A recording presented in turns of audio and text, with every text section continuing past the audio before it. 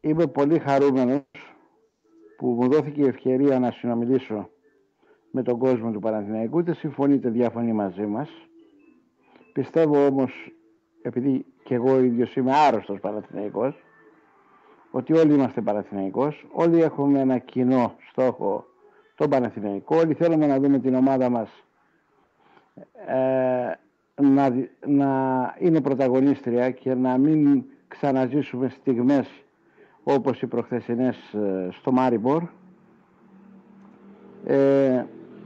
Θέλω λοιπόν σε όλους εσάς μέσα από την καρδιά μου να πω ότι τίποτα από αυτά δεν είναι στη σκέψη, στη φαντασία. Είναι πράγματα τα οποία και γίνονται και λέγονται και θα γίνουν.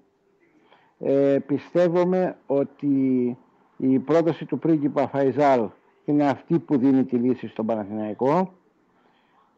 Έχουμε το χρόνο να σώσουμε την παρτίδα το Γενάρη, να ενισχύσουμε την ομάδα εκεί που κρίνουμε ότι πονάει, να γίνουν οι αλλαγές οι διαρθρωτικές και στην ΠΑΕ και στο ποδοσφαιρικό τμήμα και να μπορέσει ο Παναθηναϊκός να προχωρήσει.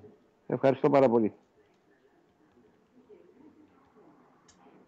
Εμείς ευχαριστούμε κύριε Τσάκα για το χρόνο που διαθέσατε κοντά στις 2,5 ώρες μέσα από το site των Ανεξάρτητων Παναθηναϊκών στους φιλάθλους του Παναθηναϊκού.